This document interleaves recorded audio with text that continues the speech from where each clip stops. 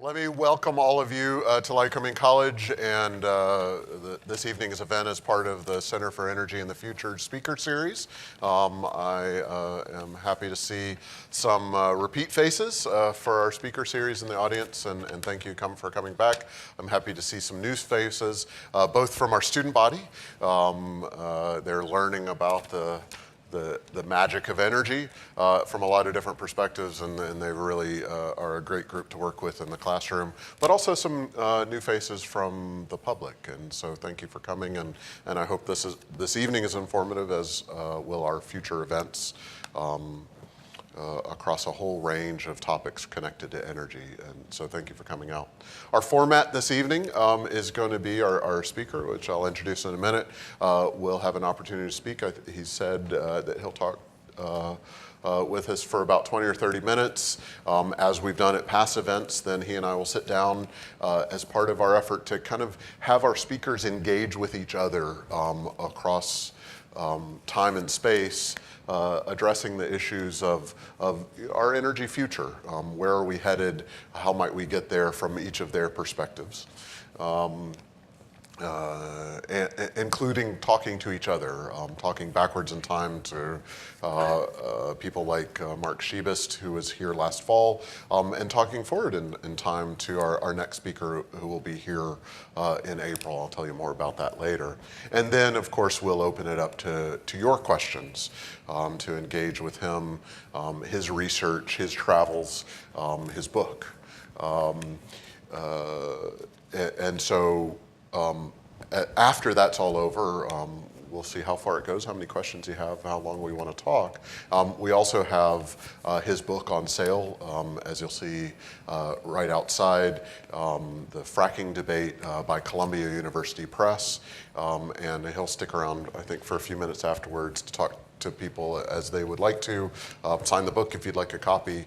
I think our bookstore has said that they've generously discounted the price off of face value. I don't even think you know that. $25, I think, instead of the list price of $30. So, don't look it up on Amazon. We're beating their price, I guarantee you.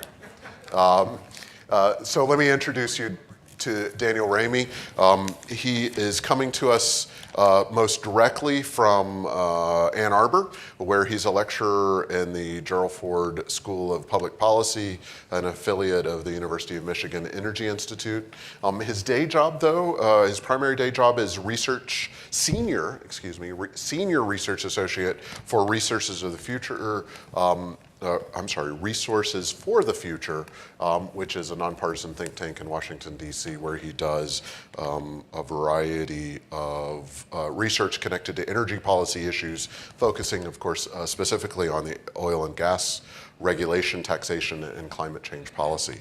His book, The Fracking Debate, came out in December, I believe it was, November, December, and looks at, as you can see the title, the risk, benefits, and uncertainties connected to the debates around hydraulic fracturing and the shale revolution in the United States. So please join me in welcoming him to Lycoming College, and I look forward to learning more from him this evening. Thanks very much. Good evening, everyone. Thank you so much for coming out tonight to be here on this Tuesday evening. I want to say thank you to Professor Williamson for inviting me here, and a special thanks to many of his students who are here tonight, who I've had the pleasure of spending some time with today, getting to know a little bit, and getting to learn from their experiences, as well as hopefully sharing some insights from what I've learned on my research. So thank you all so much for being here. It's really been a pleasure to spend some time with you today. I am going to just briefly talk about a few aspects of my book that's come out recently. I'm going to jump right into it and start with a headline that gets to the seriousness of our topic tonight. It's a headline from The Onion and highlights what I think is a very true point about the debates over shale development, which is that people's opinions are really strong. Conversations and debates over this topic are often very heated, And if we could merely capture the energy generated by all those people arguing over fracking, then maybe we wouldn't even need fracking. But seriously, this slide actually captures what I think is a truth, which is that people's opinions on these topics are often quite black and white, and there's rarely room for nuance and gray area in the discussion. The goal of this book is to provide a foundation of evidence that hopefully will improve the discussions, in particularly the policymaking process around shale development and hydraulic fracturing, or fracking in particular. So that's kind of where this book comes from and where I'm starting from. This is a list of the chapters in the book. I'm not going to have time to talk about all of them tonight. As you can see, these are each really big questions, really complicated questions. There is substantial research on most of these questions that I flesh out in the book. And the way that I approach these topics in the book is I try to tell stories from some of the places that I visited around the United States that have been affected by oil and gas development, both for better and for worse. And I try to illustrate how those stories from the real people affected by shale development can help us understand the research around these particular topics. These questions came to me because whenever I would talk to friends or colleagues who were not experts on oil and gas development or experts about the energy industry, and I told them that I was doing work on shale development, and especially when I said the word fracking, then people's ears perked up, and there was a series of questions that were asked of me over and over again. These were the most common questions. And so I thought it would be valuable to provide a resource for people that laid out, again, the evidence on these particular questions and tried to do so in a way that was engaging and understandable for a non-expert. So I'll come back to this list in just a moment, but I want to briefly touch on Chapter 2. I'll do this very briefly because I imagine most of the people in this room know what fracking is. But for those of you who haven't looked closely at the topic, fracking is short for hydraulic fracturing. It is it's something that happens after an oil and gas well has been drilled. Sometimes in the press you'll read that fracking is a drilling technique. That's not quite right. After a well has been drilled, oil and gas companies or the service providers that they hire mix together a large volume of water along with sand and chemicals and pump that mixture deep underground into shale or another type of tight rock formation. That's the hydraulic part of the hydraulic fracturing. The fractures that you see appearing on the screen there are cracks created in the shale or another type of tight rock that allows oil and gas to flow from the target formation into the wellbore and up to the surface. So that's the fracturing part of hydraulic fracturing. Much of the sand stays behind to keep those fractures open, and a portion of the water flows back to the surface. After that water flows back, then oil and or gas flows into the wellbore and up to the surface where it's transported to market. I'll point out really briefly that a lot of times people talk about fracking as if it's a technology that's only applied to gas wells. And here in Pennsylvania, where the Marcellus is so prolific, and particularly in northern Pennsylvania, it's true that natural gas is the primary product coming from shale formations. But around the country, around the United States, fracking and hydraulic fracturing, shale development, is applied to formations that produce both natural gas and oil. So this is really a gas and an oil story. One last point on hydraulic fracturing is that it's often referred to as a well stimulation technique, right? It's a way to stimulate the well to increase oil or gas production. And the idea of well stimulation has been around as long as the oil industry has been around. In the 1850s in northwestern Pennsylvania, there were guys running around with wheelbarrows full of nitroglycerin-based explosives that they would sell to well operators to lower into their well bores, detonate, and increase production from their vertically drilled wells. So the idea of stimulating a well or even detonating something at the bottom of a well is not anything new when it comes to oil and gas production. The thing that is new about these technologies is that they've been applied at a really large scale, millions and millions of gallons of water often injected into a single well. and they've been applied to rock formations that previously had not been economical to produce. So the oil and gas industry has always known that there's a lot of oil and gas trapped in shale and other tight rocks, but without really precise horizontal drilling and hydraulic fracturing, it simply wasn't economical to tap those resources. And over the last couple of decades, that's changed. So back to my list of questions. As I said, I'm not going to talk about all of them today. What I will do is I just want to tell 3 stories from 3 different places that illustrate 3 of these different chapters. And my hope is that tonight, if you're coming here feeling like you are completely pro-fracking or feeling like you are completely anti-fracking, that some of these stories will at least give you a picture of the other side of the story and hopefully help understand some of the complexities around these issues. But first, one thing that nobody debates is that hydraulic fracturing and shale development has completely transformed domestic energy production, particularly around natural gas and oil. So this is a picture of US natural gas production since 1950. You can see that shale gas has completely transformed the trajectory of domestic production. We are well above any all-time highs when it comes to gas production. And the driver of that production has been the Marcellus here in Pennsylvania. When it comes to oil, the story is the same, except maybe even more dramatic. The rock formations that are tapped using hydraulic fracturing for oil are often not technically shale rocks, but they are other types of impermeable or tight rocks, which is why I have the term tight oil up there on the screen. But domestic production recently actually surpassed 10 million barrels per day. So if I were to extend this chart out another year, the orange line would be up above that 10 million barrels per day mark, well above any previous high. In the US, there's only been a couple months in history where we've produced more than 10 million barrels per day, and now it's happening on a regular basis as of just a few months ago. So where is all this oil and gas production happening?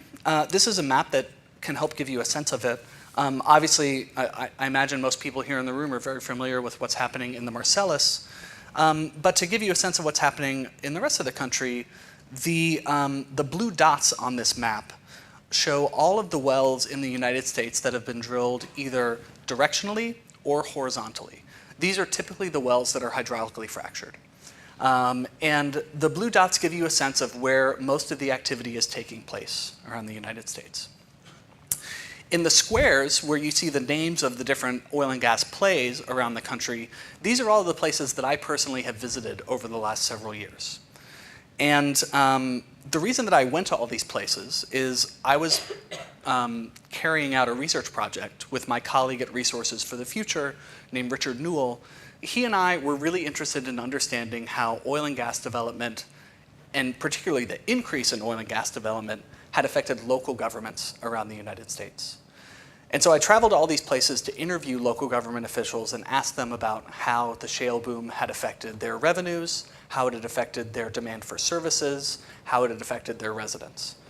And so during the day, I would spend my time going to county courthouses and city halls, sitting down and interviewing local officials, also digging through public records, trying to get data on local government finances. And then when the end of the day came, I would go back to my hotel room, often in the middle of North Dakota or Oklahoma or West Texas, and I didn't know anybody in those places.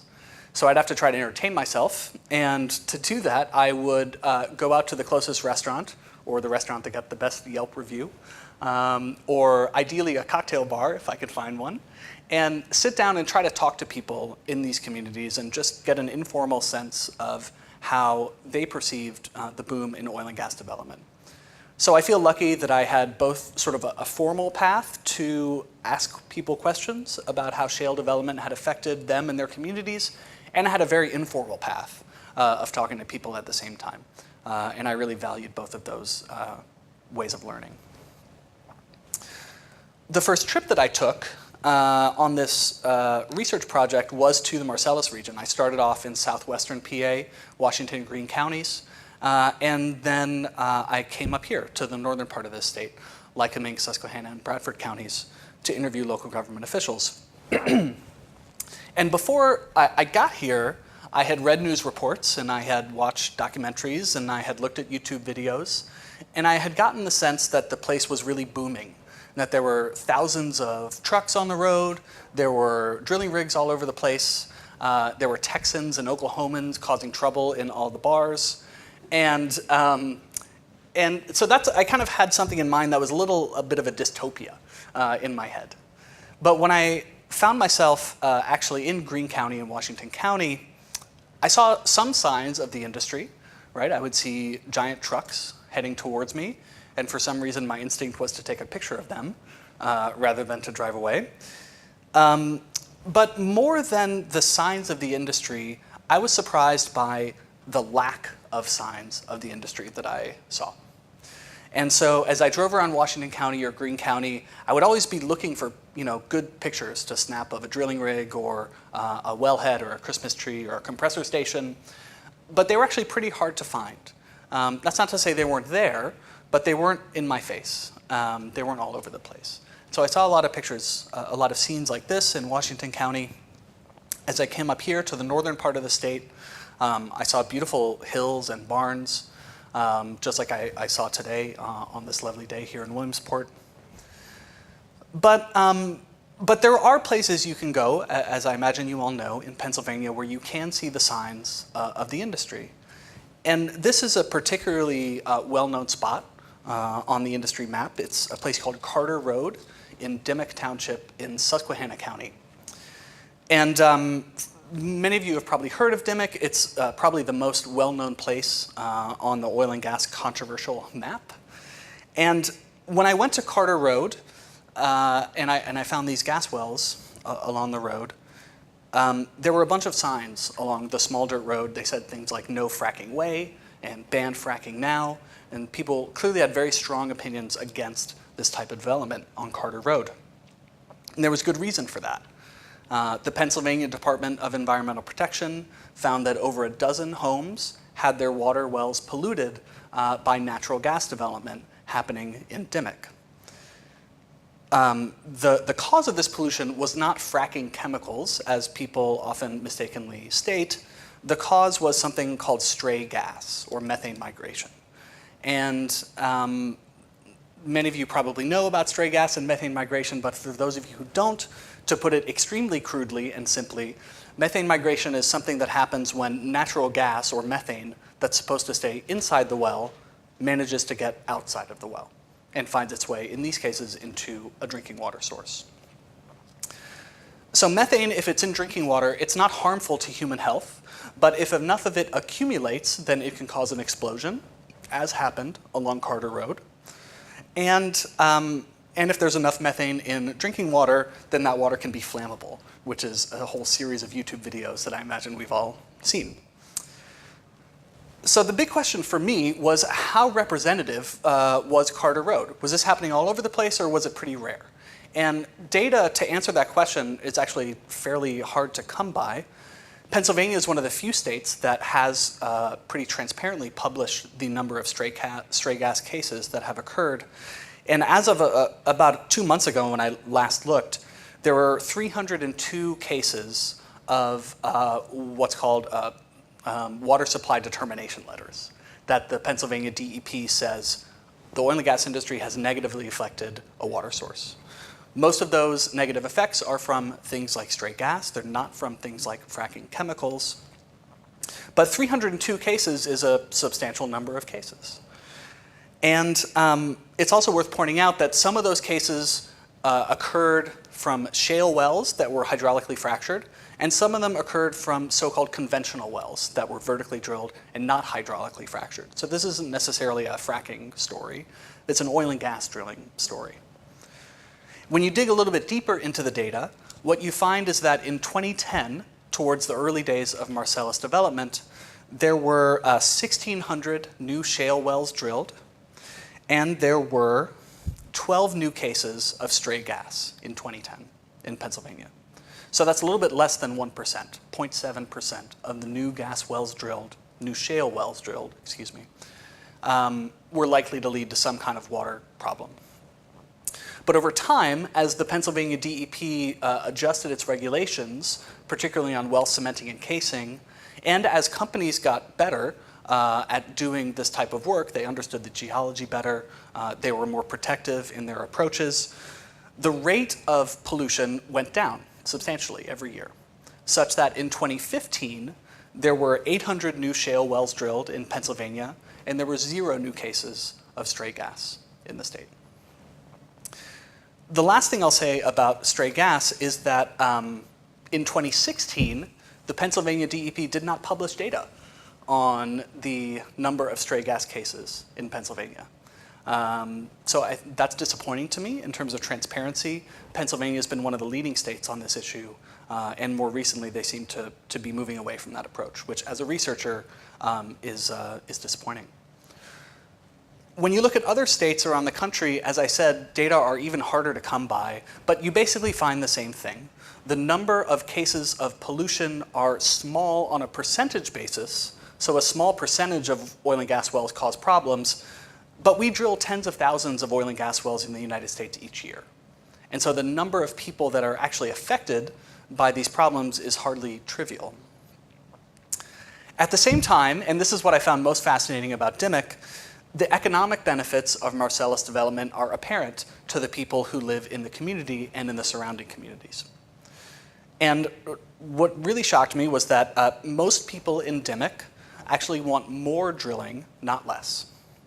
So when I interviewed local government officials in DMIC Township, they told me that after this case of water contamination, the Pennsylvania DEP prohibited any new drilling to occur within 9 miles, a 9-mile radius of these particular wells. So the people that lived in that 9-mile radius that had expected drilling to occur on their land and who had expected royalties and other revenue to accrue to them did not see that revenue. And they were unhappy about that. They wanted drilling to come back. That's what I learned in 2013. I called the same local government officials about 2 months ago before this book came out, and I asked them if that was still the case. And they said, yes, most people in DMIC want more drilling and not less. So here's a second story. This one from the Permian Basin in West Texas. It's another story that I found pretty fascinating. The Permian Basin is the leading oil-producing region of the United States. It has been for a long time. It's seen an enormous renaissance in the last several years because of horizontal drilling and fracking. And there are probably tens of thousands of old oil and gas wells around the Permian like this one. They're kind of rusted out. The pump jack is maybe still going up and down, or maybe it's stopped producing. And if you look really closely at this particular well, it's probably hard to see. But this well is actually leaking oil, a small amount of oil. But there is crude that's coming out of this well, and you can see it's blackening the area around the bottom of the well. It's really just a few yards around the well, so it's not any sort of large-scale contamination. But I actually went up and I dipped my finger in the oil, and it was definitely oil. It took like 2 days to come off my finger. But there's also new energy development in the Permian, where operations are much more carefully designed and executed. Lots of new shale wells, also lots of new wind development in West Texas, and more solar development also. They have amazing wind and solar resources in West Texas. And people in the Permian have been living with the oil industry since the 1920s at large scale. This is a place called Seminole, Texas. It's a small town, and it's in the Permian Basin. And as you drive around Seminole, as I drove around Seminole, I was kind of astounded by the fact that there were literally oil wells, pump jacks going up and down in people's backyards within 10, 20 feet of their homes. Again, it's probably hard for you to see, but if you look in the bottom right-hand corner of this picture, you'll see a sign that says "Caution, Poison Gas." And that's running through someone's front yard. This isn't even a not in my backyard thing, it's a not in my front yard. And this pipeline is carrying natural gas that contains hydrogen sulfide, which if inhaled in sufficient quantities will kill you immediately. So this is all to say that people in the Permian Basin have been living in and around the oil industry for a long time. If you drive a few hours south of Seminole, you get to this incredibly beautiful place. It's in the middle of the desert. It's like an oasis that you come upon. It's called Balmorhea State Park, and it's in the small town of Balmorhea, Texas. Has anyone ever been to Balmorhea? Just curious. All right, I'm happy to say I'm going there again next week, and I'm really looking forward to swimming in this pool.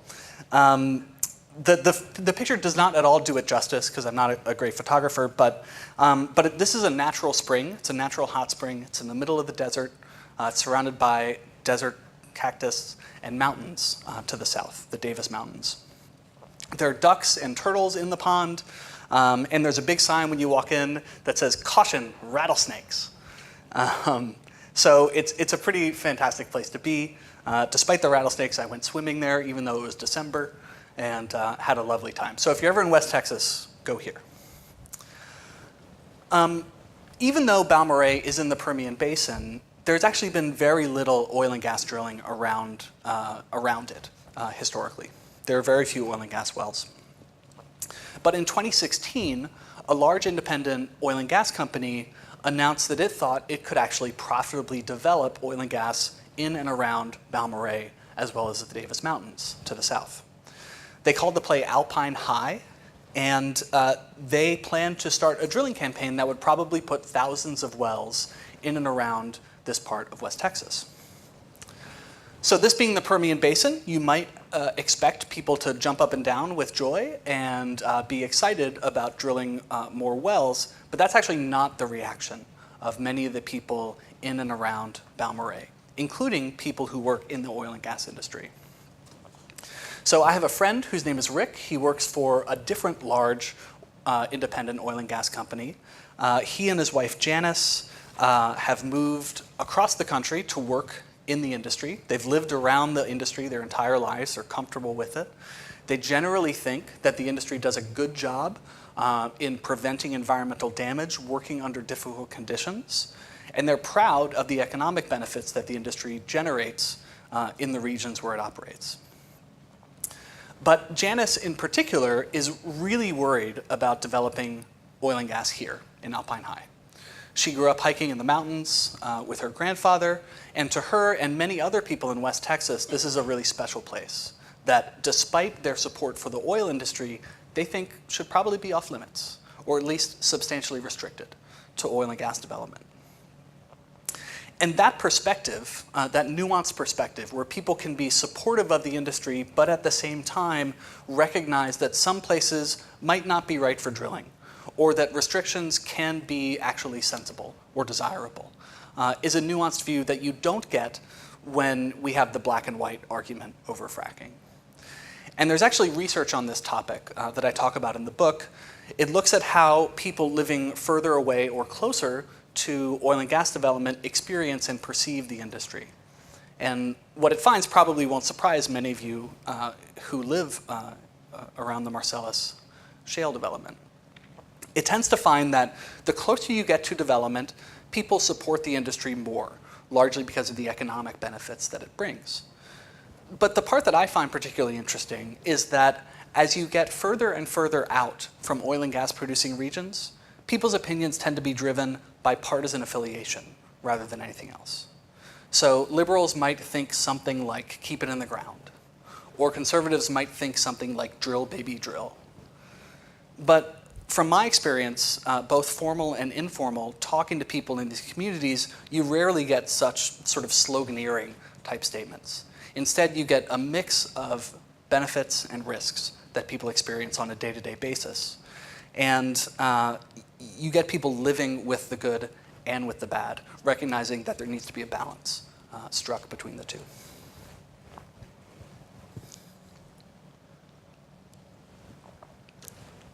The last place that I want to talk about is Barrow, Alaska. Has anyone ever been to Barrow? Fantastic. When did you go to Barrow? Or what brought you up there? Just to go up and enjoy the outdoors. Great. That's 5 years ago. Okay, cool. So Barrow is a fantastic place to go to experience something entirely different. It's the northernmost city in the United States. It's 300 miles north of the Arctic Circle. It's the very northern tip of Alaska. And so I want to talk about Barrow, and I want to talk about climate change. There are no roads that go to Barrow. Everything has to be flown in, except for a few weeks out of the year when the Arctic Ocean thaws enough so that boats can access the small docks there in Barrow to bring in supplies. When the sea ice thaws, village leaders hunt for bowhead whales. And these are the jawbones of a bowhead whale looking north onto the Arctic Ocean.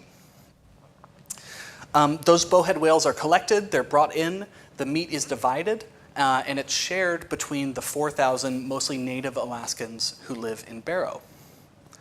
People store the meat in their basements, which are naturally cold because of the permafrost in the region, and they subsist on the whale meat throughout the year. You can't go to the store and buy, frozen pizza, because frozen pizza at the store costs like $40. It's really wild. There's only one small store in Barrow, and it's extremely expensive because everything has to be flown in. But climate change is having a dramatic effect on Barrow. I met with local government officials in the city and in the borough who told me about coastal erosion, how it was accelerating due to rising ocean levels, and how they were planning on spending millions of dollars to adapt as sea levels continued to rise. Sea levels are rising more rapidly in the Arctic region than they are anywhere else in the world. And so Barrow is experiencing this in real time. At the same time, the permafrost that helps keep the whale meat cold in people's basements has started to thaw. And it's getting harder to preserve food throughout the course of the year. It's also damaging the foundations of some homes in Barrow.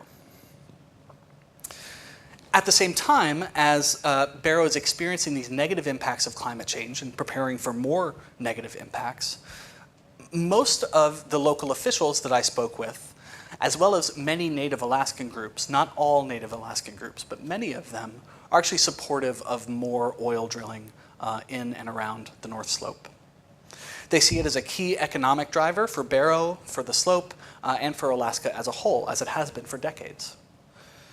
The ones that I spoke with, again, want to see more drilling, not less, along the North Slope. And at the same time, they're really worried about the challenges of climate change. Again, not a sloganeering type approach. To zoom back and think about the research on the shale revolution's effects on climate change, in the short term, over the last 10 years or so, shale development has been a substantial positive in the fight against climate change in the United States. US greenhouse gas emissions are at their lowest levels since the early 1990s, and the leading cause of those reductions is the substitution of natural gas for coal in the electric power sector. This is a complex issue. There are other things to think about, such as methane emissions, which I'm happy to answer questions about if anyone wants to talk about that. But in the short run, when you look across the breadth of the research on methane as well as other topics, it's compelling to me, and I try to argue in the book, that the net effects of shale development have been positive over the last 10 years or so in the United States. But if you think a little bit longer term and you look out over the next several decades, the climate benefits of shale become substantially less clear. There have been a variety of studies on this, and what most of them find is that even though natural gas continues to displace coal, it also competes with existing nuclear, which is zero carbon. It competes for investment dollars with wind and solar, which are zero carbon. And there's this effect where the shale revolution has lowered energy prices for all of us, right? That's a positive on the economic ledger. But on the climate change ledger, lower energy prices mean we all consume more energy. The economy uses more energy, and CO2 emissions increase because of that effect. So the studies that try to wrangle together all of these different pieces of evidence, they rely on modeling, and so it can be hard to see them as definitive. But what they tend to suggest is that if you look at a world with the shale revolution and you look at a world without the shale revolution and you forecast 25 or 30 years into the future, greenhouse gas emissions in those two worlds don't look all that different. So the shale revolution has been helpful in the near term by displacing coal. But in the longer term, because of these multiple effects that I just talked about, shale actually doesn't help that much achieve long-term climate goals. What it does do is it provides a near-term opportunity to implement smart climate policy at low cost in the United States. So because natural gas is cheap, and because we still get 30% of our electricity from coal, there is a low-cost opportunity to substitute natural gas for coal in the power sector and drive CO2 emissions down further, accompanied with smart methane policies that limit methane emissions across the US energy system. The question is whether policymakers will actually take advantage of that opportunity and implement smart climate policies that put us on the trajectory towards a low CO2 future. And that's actually how I think about a variety of the topics that I talk about in the book. The shale revolution, I think, presents a bunch of opportunities for communities, for the country, and for the world as a whole. There are economic opportunities for places like Lycoming County, Susquehanna County, Bradford County, many other parts of the United States. There are major economic opportunities, but to fully take advantage of them, you need smart planning, and you need to think about not just today, but also what's going to happen in 20 or 30 years. The same is true for geopolitics. There are enormous geopolitical opportunities of US energy abundance, but to fully take advantage of them, you need to cooperate with allies and design smart international policies. And to me, the topic of climate change is particularly important. And to take advantage of the shale revolution's climate opportunity, you again need smart policy to get you where you need to go. So my hope is that this book provides a little bit of context and a little bit of information for policymakers and an informed public to try to steer us towards those smart policy solutions that don't ignore the risks, that take account of the benefits, and try to maximize the good stuff and minimize the bad stuff. So I'll stop there, and I'll look forward to a conversation with Professor Williamson and then to answering your questions. Thank you.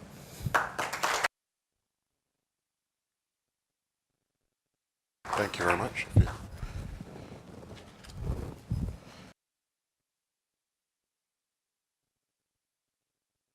A very interesting take, and as you know, and as others who've been participating in our speaker series this year know, we've really tried to focus on the theme that I guess could be summarized that, you know, Marcellus really came to this, development of Marcellus Shale really came to this region about 10 years ago. So it's a good time to kind of pause and think about where we've come from over those last 10 years and where we may be headed in the coming decades coming in the future. And so for those of you who've been here to hear Senator Yaw or Mark Shebist or tonight, I think you've gotten a variety of perspectives, and not that they're all the perspectives that are out there, but a variety of perspectives on these kinds of issues about what it's meant, what it might mean, and where we might be headed. And so to kind of transition to the next phase of the evening, one of the things I've asked all of them and our other speakers, whether they come from the nuclear industry or from the oil and gas industry or from the renewable industry, et cetera, is to engage in kind of thinking through even the bigger picture, in that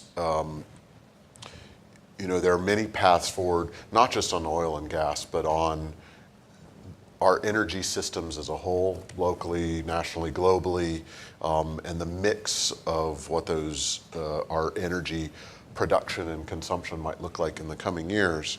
And I guess my core question to start with for you that I've asked others is, what do you see as our energy future? And I kind of leave that to start with as undefined and see what you, where you head. You may define our in that question a lot of different ways. You might define future in a lot of different ways. Of course, you might define energy in a lot of different ways. So I'll let you start there. So thank you for starting with the easy question. Yeah. When I think about the future of the energy system, the first thing that I think about and that I try to convey to my students who I teach at Michigan is the notion that the energy system is all around us all the time, that it's enormous, and that quick solutions are very unlikely. The energy system requires capital investments that are designed to last 10, 20, 30, 50, 75 years. And when we think long-term about energy, we have to think about acting smartly in the near term to shape the future 20, 30, 40 years out. And so I connect that with the idea about the energy system and climate change, which I've already said is a topic that I care a lot about.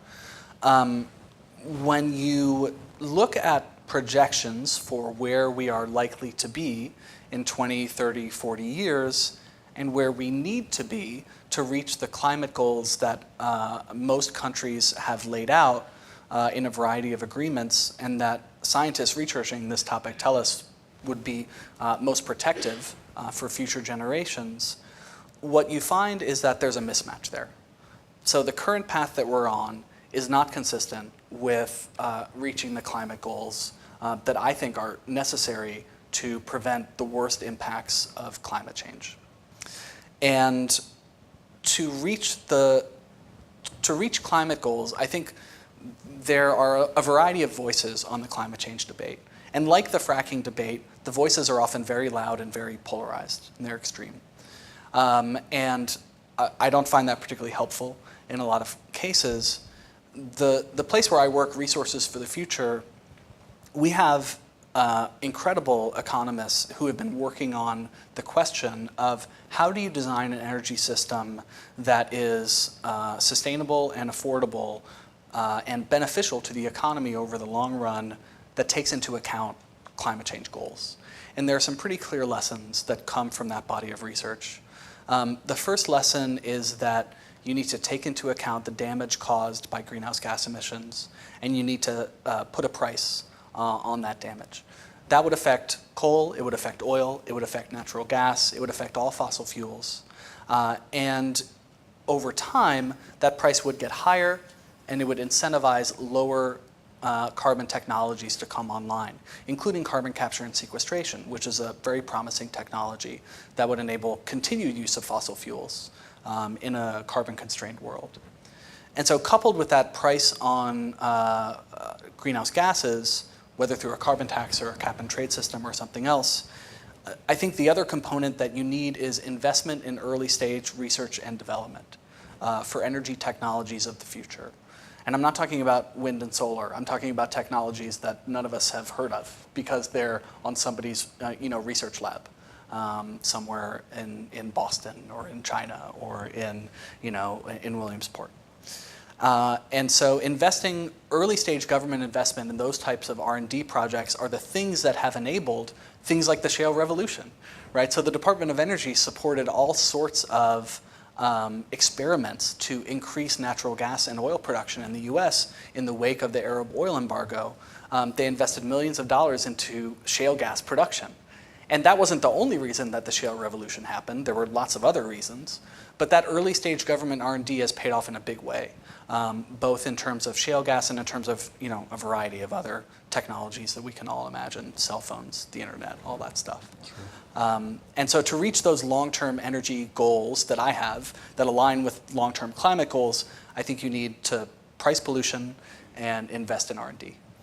What are the, so if that is the future that in your mind is the ideal, those two things, the pricing carbon and the R&D, what are the barriers then for getting there?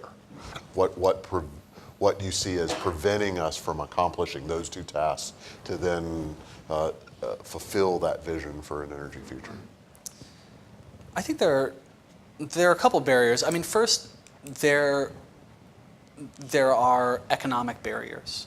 So today, the low carbon technologies that we have cannot be scaled up very rapidly to replace the fossil fuel systems that we have currently providing the electricity for this room or the heat to this building or any of the other energy services that we enjoy. And so there will be costs associated with making a transition from higher carbon sources to lower carbon sources. And those costs can be managed in a variety of smart ways, depending on how you design the policy. But there certainly will be costs, and a lot of those costs will be borne by certain communities that are heavily reliant on the oil and gas industry.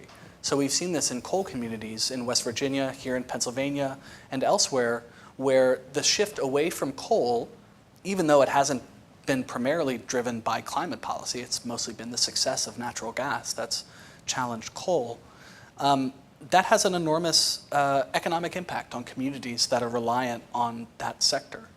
And so there are very real economic challenges for communities that rely on energy production. And so I think those economic challenges translate into political challenges because political leaders representing those regions, understandably, don't want to create problems for the places that they represent. And so I think trying to get to the climate goals that we have in mind, we need to not just think about the environment and future generations. We also need to think about communities that are reliant on oil, gas, and coal production and ways to enable those communities to thrive in a lower carbon world. And so I think those economic challenges are at the heart of a lot of the political challenges that prevent meaningful federal action on climate policy. As a political scientist, that immediately, and it probably takes us off track if I chase that answer too far, because then you begin to think, well, how do you help transition local economies? How do you incentivize communities to be willing to transition, in many cases, from the only thing that they know to something else? In our class today, my politics of energy class, we had an opportunity to think about this from the perspective of a single community, say in the United States, all the way up to a nation that has nations around the world that are heavily dependent on oil and gas resources. How do you overcome the resistance to change? And I don't say that that's unique to any particular kind of community or any particular kind of economy, but I think it's a human condition of resistance to change. But I think it does I think your answer reframes the problem. It doesn't then have to be this side talking past this side and vice versa, if it's a real human story about how people are impacted, both on that kind of global scale and on that local scale. The follow-up question, because I could go way down that rabbit hole, because I think it's really interesting and important. What if that doesn't happen? What if we don't solve the pricing, the carbon problem to I think try to reflect your terms, and we don't solve the investment problem to look for technologies that don't yet exist? How does that affect our carbon future, or I'm sorry, our energy future, whether it's about carbon and climate change or it's about other things like the local economies? Yeah. So a whole bunch of thoughts are flashing through my mind. I have to figure out which ones to grab. The one thing to point out is that in the United States, we focus on the United States, which makes sense. That's where we are. That's where we vote for politicians. That's where we have friends and family. But internationally, the world is moving in the direction that I've described. It's probably not moving there quickly enough. But if you look at China, for example, China recently implemented a cap-and-trade system that covers its entire economy. It doesn't have particularly ambitious goals at the moment, but China is investing heavily in autonomous vehicles. It's investing heavily in wind and solar.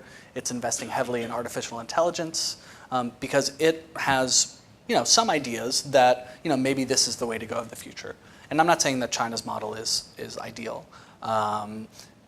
But it's an example of a country that is heavily reliant on coal production and coal consumption for its energy mix, that recognizes not only the climate risks of relying on fossil fuels, but also the air pollution and health risks of relying on coal in particular, which makes it hard to breathe in Beijing and other parts of the country. And so to some extent, the world is already moving in the direction that I've sort of outlined. In the United States, to bring it a little closer to home, I think, if our energy system does not go along the lines of, aiming for the climate targets that have been laid out, then I think the market will do some of the job. Natural gas has been incredibly effective at displacing coal. That's not because natural gas is inherently has a climate goal, right? When people produce natural gas, they're trying to make a profit. They're not necessarily trying to solve the climate problem. But wind and solar developers, battery technology developers, they've also been really successful in the last 5-10 years at bringing down the costs of those technologies. And we're seeing rapid increases in deployment in wind in particular, as well as solar and maybe storage, electricity storage in the next decade or so. And so the economy's moving in that direction, but not quickly enough to reach the types of climate goals that you might want to reach to stabilize atmospheric temperatures by 2100. And so if we don't make that energy transition, then I think in the United States, we will be able to adapt for the most part. There will be, challenges and economic losses in some parts of the country, particularly coastal regions dealing with sea level rise, places like Barrow dealing with sea level rise, permafrost thawing. But the United States, we're an affluent country. We, by and large, have the resources to adapt to the challenges that will be associated with climate change. I worry more about other parts of the world, particularly low-income parts of the world, sub-Saharan Africa, parts of South America, low-lying island countries that don't have the money to adapt to rising seas and to a changing climate. And I'm concerned that those people who are already, not doing great in the global calculus of things are likely to be the ones that suffer the most under a changing climate. Okay. I'm going to change directions, and the next question is really for the benefit of the students in the room, and so for our guests to the campus. Some of you have heard a version of this question before, but I think it's important for the students to hear this. Lycoming College is a liberal arts college, and so we take that mission very seriously in terms of making sure we educate the whole person and in an interdisciplinary kind of way. And so the question is, what is one thing that you can think of or pick out amongst the ideas that might bounce around that students at a liberal arts college should be doing now to better prepare themselves to engage with the world of energy, both as citizens and then also as potentially as individuals looking to build a career connected to some aspect of energy broadly defined? Yeah, well, I'll try to answer that. Sure. I mean, and you have a liberal arts background. I do. Yourself. That's right. I was a music major in undergrad, and I studied experimental jazz. I think you just surprised several students in the room. All right, great. And maybe some grown-ups too. So one of the thoughts I have actually relates to my liberal arts background and my music background. But first, as citizens, how students can be engaged and effective as you graduate and move out into the world.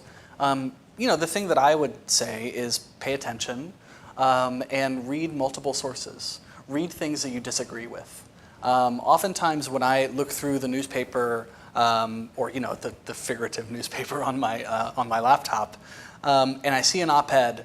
If my initial reaction to that op-ed is like, "Oh, that sounds dumb," then I often stop myself and I say, "Actually, you know what? That's the article I should read, because I should get a sense of where the other side is coming from."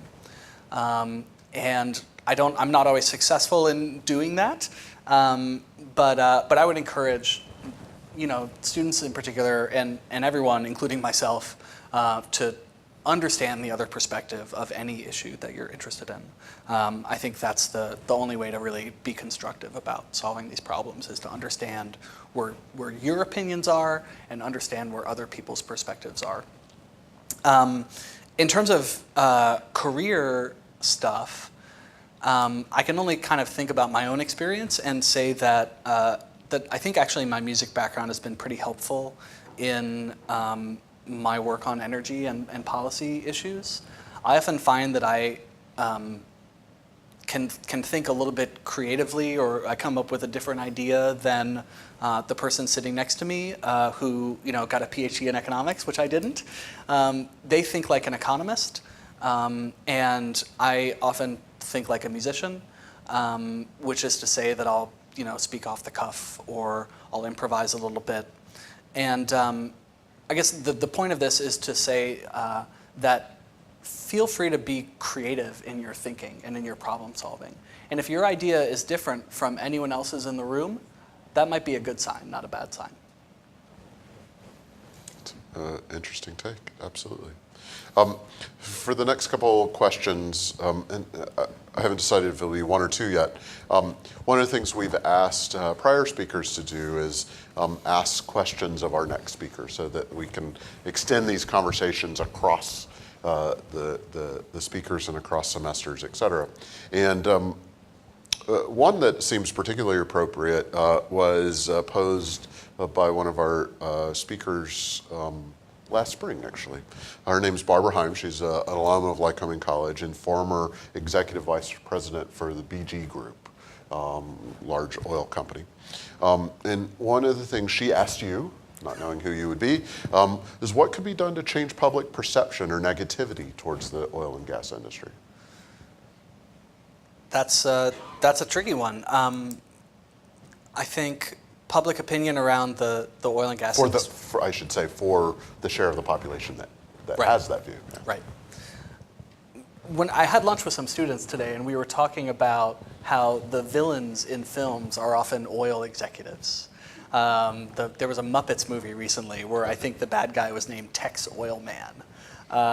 And that's not that uncommon, and reflects a certain view about the role of the oil industry. You hear the term big oil thrown around a lot, often in a negative way. And I don't think it's really my role to give messaging advice to the oil and gas industry. But one thing that I talk about in the book that I would hope the industry can be a little bit more constructive on is engaging and acknowledging the real risks of oil and gas development that are out there. Oftentimes when a study comes out that points out risks to water sources, or health risks around oil and gas well sites, sometimes those studies are not well done, but often they are quite well done. And regardless of whether the study is well done, it's common that oil and gas communications groups will attack the study and often impugn the motives of the researchers who carry out the study. And I find that to be not helpful and not constructive in the dialogue. And I think for people who are predisposed to not trust the oil and gas industry, that type of messaging strategy to critique all opponents and not acknowledge the real risks of oil and gas development is not a winning long-term strategy.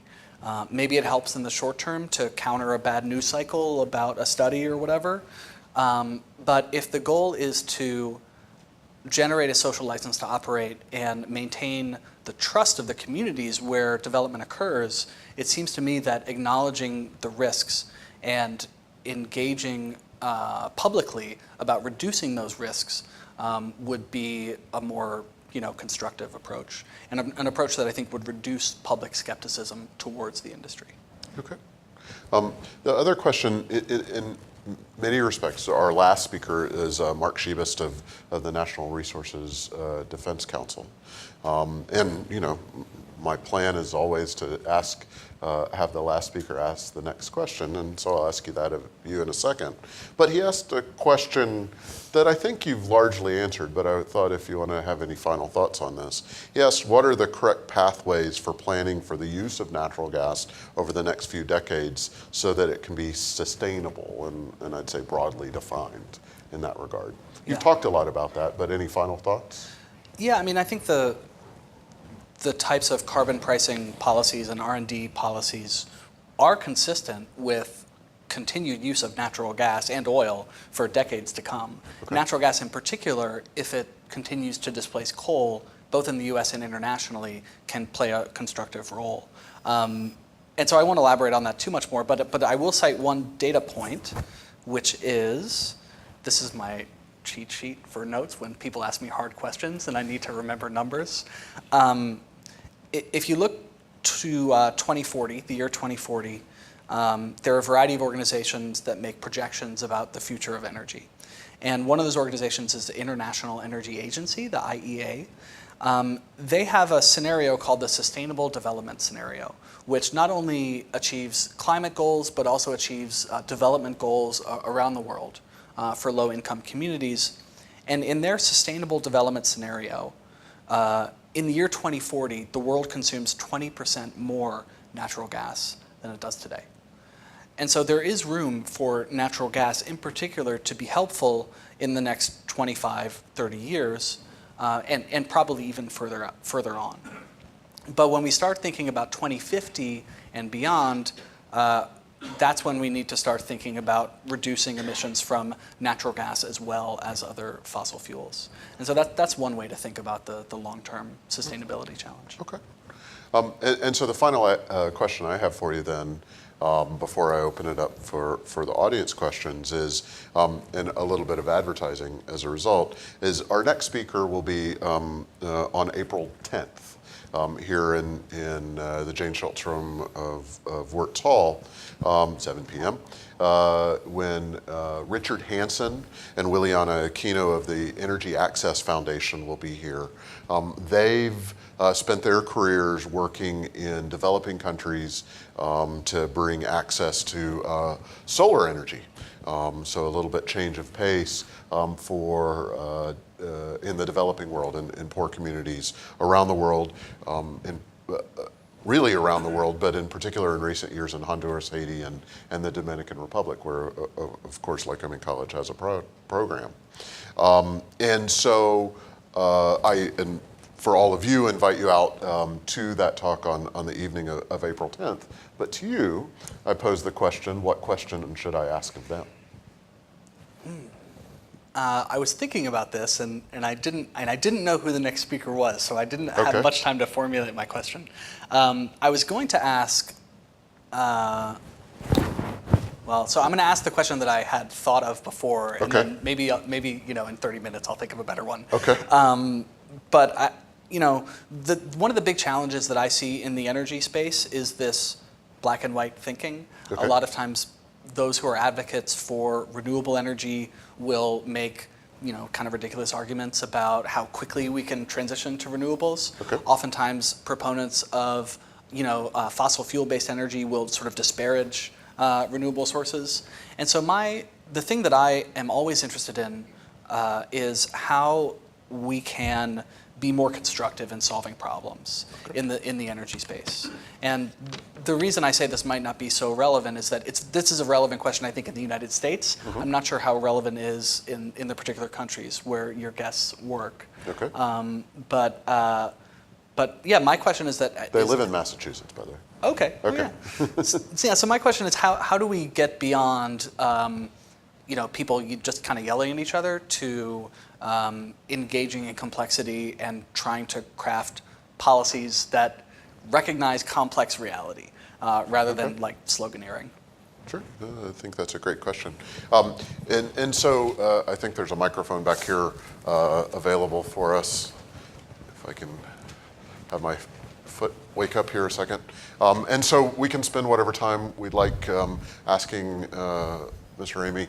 Raimi. Questions, as I've done in the past, I'm going to always see the students who have a question before I see the non-students who have a question, but hopefully we can get through everyone's question if we all do the appropriate thing and take good adult turns. So, where should we start?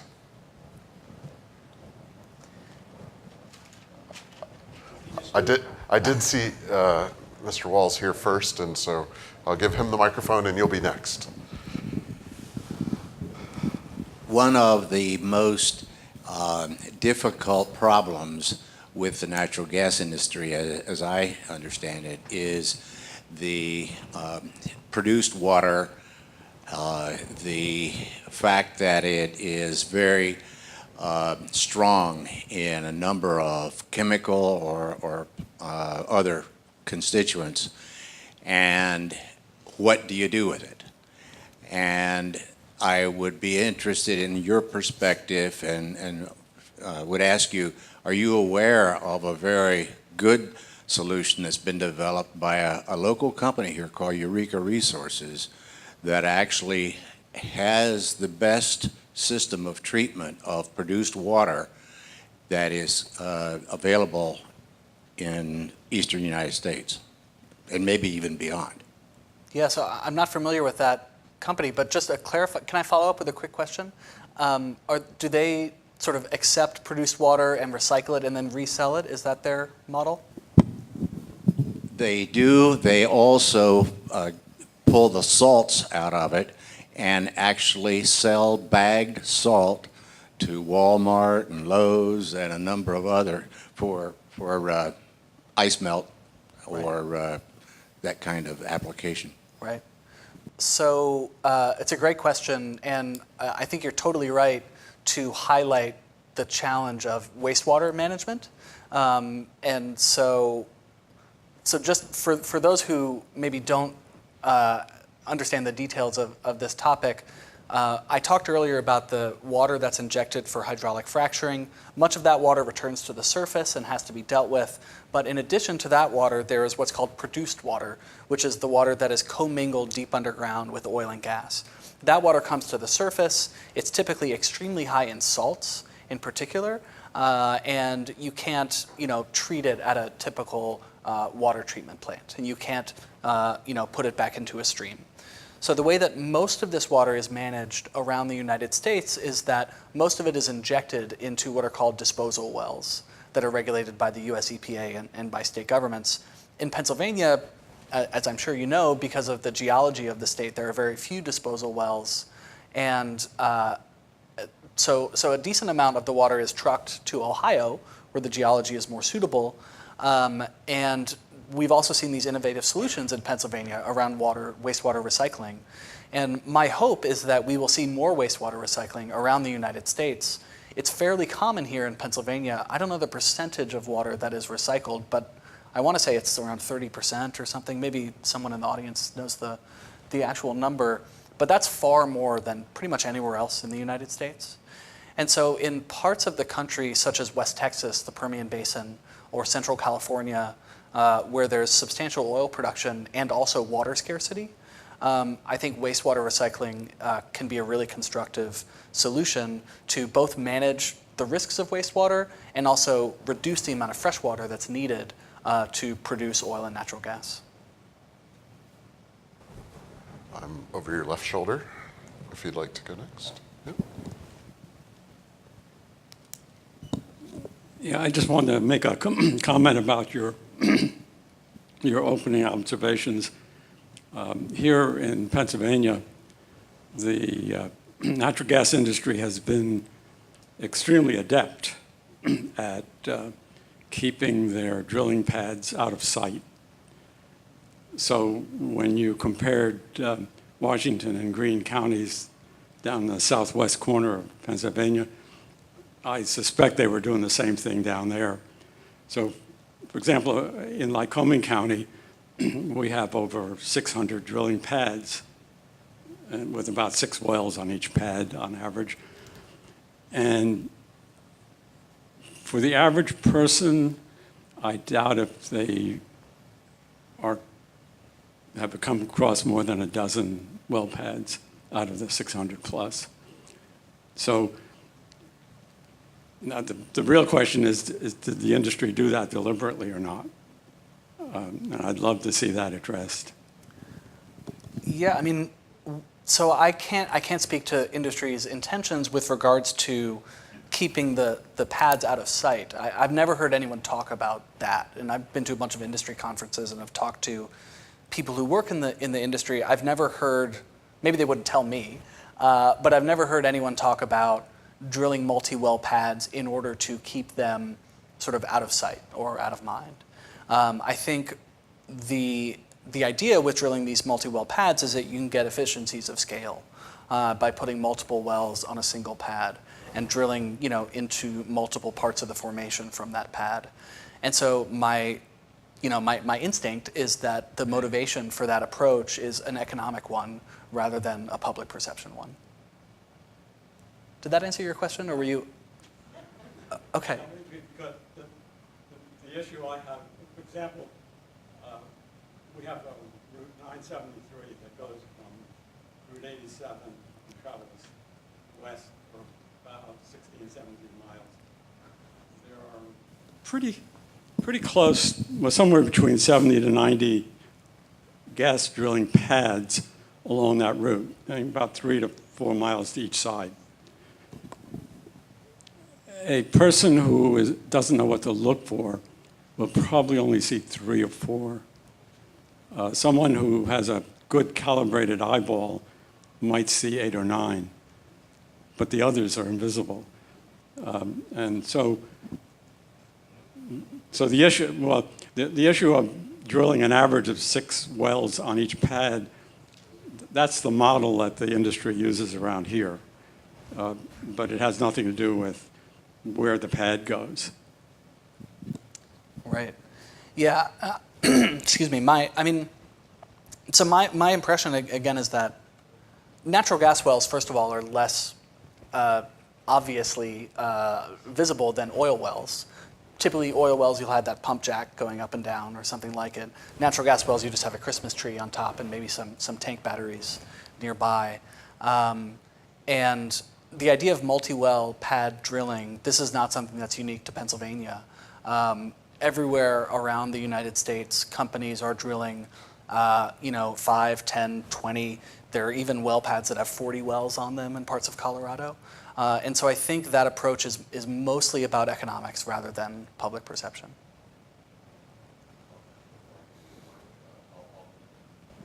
They've cut me off. Before I hand you the mic, I will note this will be 3 campus guests in a row without a student hand raised. Pressure. Perfect.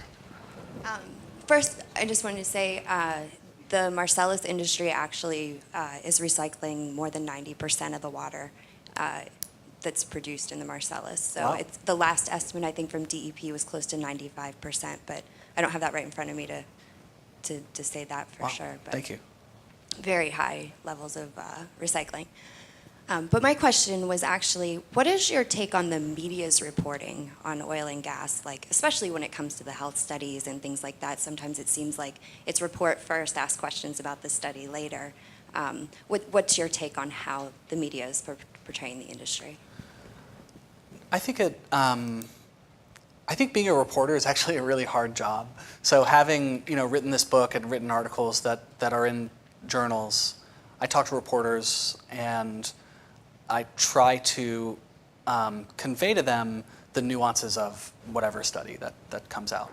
And many reporters, especially those that don't focus on the oil and gas industry in particular, they don't have a complex view of this topic. And so they are more likely to get a quote from one side and get a quote from the other side. And like any topic in journalism, a more attention-grabbing headline or a more attention-grabbing framing of a story is likely to be preferable to, a dry, complex look at a topic. On top of those sort of economic pressures for journalism, there are just the knowledge gaps that journalists have. They often don't have just the technical skills to read a health study and understand, the shortcomings of the study, or the things that are innovative about the study, or, what they did well, what they didn't do well, what they controlled for, what they didn't control for. And so I think you're right that media reports often simplify issues, both for and against. The economic benefits are often also cast in a light that doesn't address all the complexity of the economic effects of the shale boom. But I think your general impression is correct that there are a lot of articles out there that are misleading, that have misleading headlines, and I don't think that's usually intentional. I think it's more a factor of economic pressure on newspapers and other media outlets, as well as just a lack of understanding of complex issues and a news cycle that moves, like that. So I don't have any real insight into that question, but it's a good one. Okay, so you touched on a topic that I thought was really critical. I think my generation in particular, we like to think of how the future is going to be and how we affect everything else globally. And you gave like the first positive outlook I've ever heard, that if we don't reach our climate goals, we will adapt, which I've never heard of. But that's great that we can adapt, but how can these undeveloped countries adapt as well? What should they do? Should they invest in shale? Should they stick with coal? Should they go back to, look at other alternative energies? How can they catch up to the developed countries? It's a great question, and it's a central question, and one that countries around the world are wrestling with all the time. To preface my answer to your question, I will say that adapting to climate change, there are gradations of bad when it comes to climate impacts.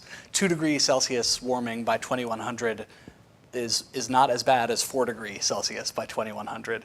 And both of those pathways are plausible at this point. 6 degrees Celsius is much worse. There are all sorts of, so I'm going on a little bit of a rant here, but the point is climate impacts aren't black and white. There's not an on and off switch to the negative impacts of climate change. So the more we can do to limit growth in global average temperatures, that will benefit all of humanity over time. So, so we can adapt much more easily to 2 degrees Celsius than we can to 4 degrees or 6 degrees Celsius. Okay, so but moving to your question, different countries are going to pursue different strategies according to the resources that they have and according to their domestic politics, according to their stage of economic development. And so I'm not going to try to prescribe a sort of one-size-fits-all solution to all these different countries. One of the approaches that has been laid out in the Paris Climate Accord in 2015 is something called, I think it's called the Green Climate Fund or something Climate Fund. And it's a mechanism through which developed countries who have contributed the most to concentrations of greenhouse gas emissions, who have basically caused most of the problem, have a fund where they contribute large amounts of money to developing countries so that they can more easily develop more sustainable energy systems in the long term. And so I think that's one approach that has been hashed out over decades by negotiators from a variety of countries, and one that I think is constructive. In terms of what each country does with those funds and then how they make their own domestic policies, that's harder. Because in a place like India, for example, where there are hundreds of millions of people without access to modern energy services, where they cook with dung and heat with wood, if you could build a coal plant to provide those people with modern energy, and you are the government of India, I think it's pretty clear you build the coal plant, if the coal is the cheapest source for you. But that's why you need some of these international mechanisms to incentivize developing countries to pursue more sustainable paths.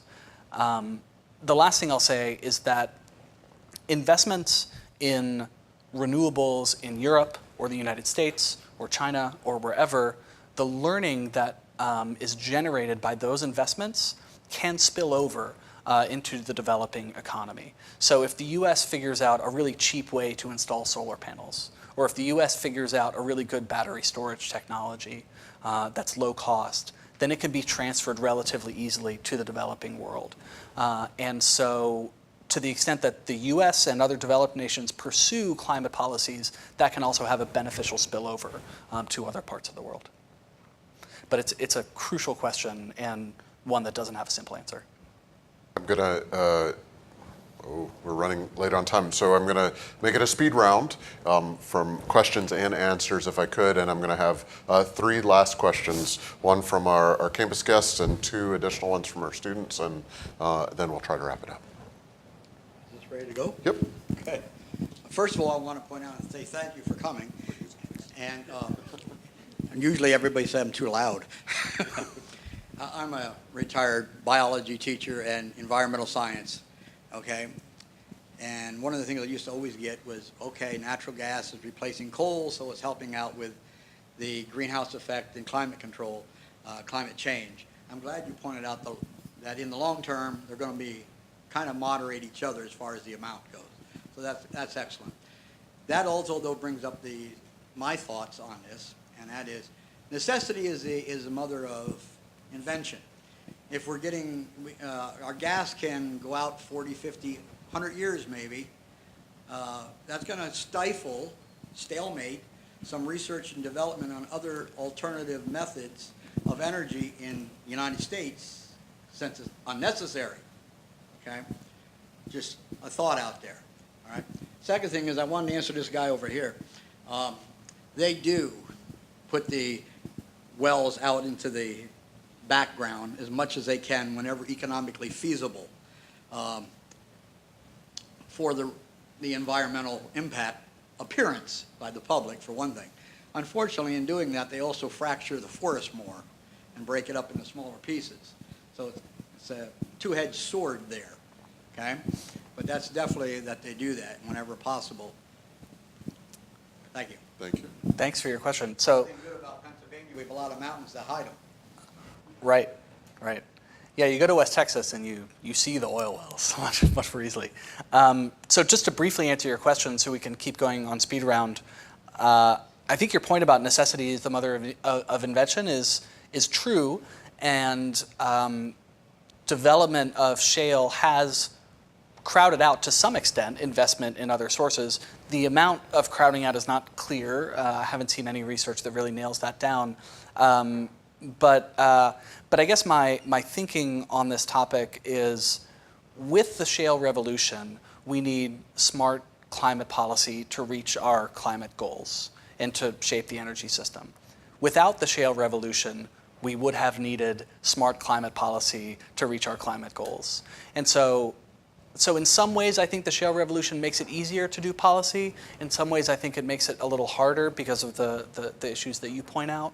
But in all, I don't see a path to these sustainable goals without smart federal policy. And to me, that's the overarching picture. One of the biggest concerns I see with the whole debate is our lack of empathy for the countries that are actually going to be affected. The U.S. is going to be fine. We'll find ways to adapt. So the whole black, white, gray area, do you think that is kind of unbecoming or not in the right interests of those developing countries? Do you think we would sway more one way or the other if we were from those countries than to sit in the middle? It's a good question. I don't know. I don't think I really have an answer to your question. I haven't studied that particular topic. You would want to look at sort of public opinion polling data in the United States and in other places, and I haven't done that in depth. There certainly are research scholars out there that do that. So I'm not going to try to answer your question because I don't think I have a good one. But I think it's a really important question, and I'd encourage you to use the resources you have here at the college to look into journals and speak with your professors and try to find some of that information, because I think it's out there. I just don't know it. The paper proposal that you have due Thursday. Yes, it does. John. One of my questions, and this is actually something that's an offshoot of what we talked about at class today. So you suggested how Norway has built funds from what they've developed in terms of oil and the industry. Use the mic a little closer and away from your computer. Just hold the mic a little closer, you'll be There good. you go. So what I was wondering then was, is this something that PA has thought of? Is this something that we've tried to, I don't know what's setting me off, that we've tried as a state to develop and make funds that can be allocated towards education or towards renewable ideas, anything like that? Is that something that we've done as a state? People have certainly thought about it in Pennsylvania. It's not something that's happening currently. For those of you who weren't in class today, we talked quite a bit about the use of natural resource revenues to diversify economies for the long term. We talked about how rural places like the Bakken in North Dakota or West Texas that are heavily reliant on the oil industry, they go through what are called booms and busts or ebbs and flows of industry activity. And that volatility can be a big challenge for those communities. So we talked a lot about ways to diversify the economy.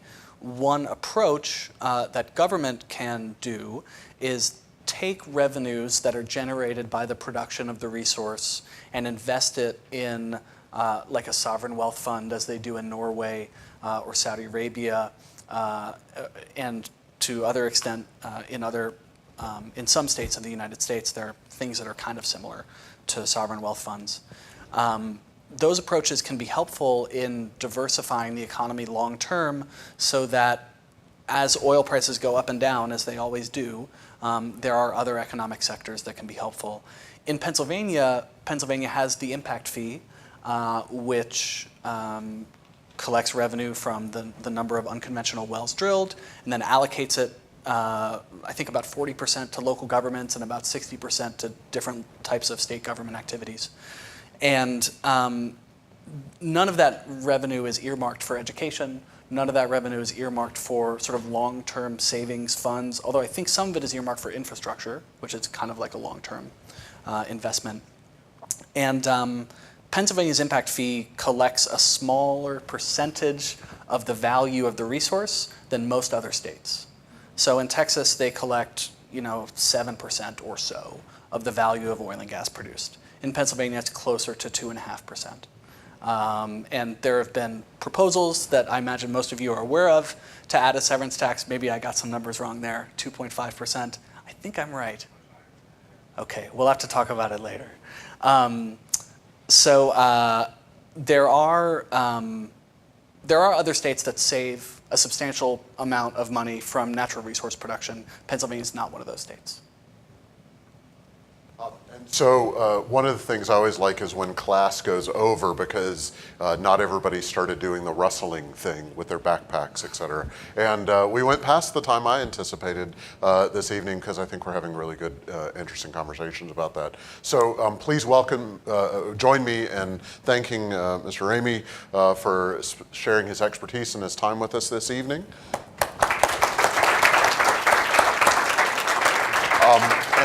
And also, I'd like to thank the funders for our overall speaker series. Both Williams Community Grant helped to support this over this year and the next year, as well as Dr. Trakti, the president of Lycoming College, and the administration through general funds of the college supporting our speaker series.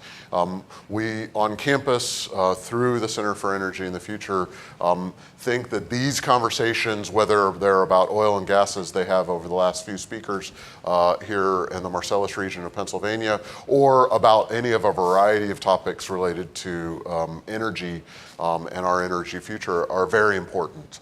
And I think fair-minded, reasoned, non-screaming versions of those conversations in whatever form, from whatever perspective you bring or our speakers bring to the table, are important. And so I also finally want to thank you for participating and your attendance, and hope to see you, as I said, on April 10th, right here at 7 p.m. again, where we hear from Mr. Hansen and Ms. Aquino. So thank you. Please remember Mr. Raimi's book's for sale. There's probably more Warrior coffee out in Birchfield Lounge available, and those cookies. So enjoy. And before everyone scatters, just briefly, if I could, my email is up there. If I said something tonight that doesn't ring true to you, or you want to send me some additional information, I'm always looking to learn more, and if I got something wrong, I want to know about it. So please do feel free to email me, and thank you for coming tonight.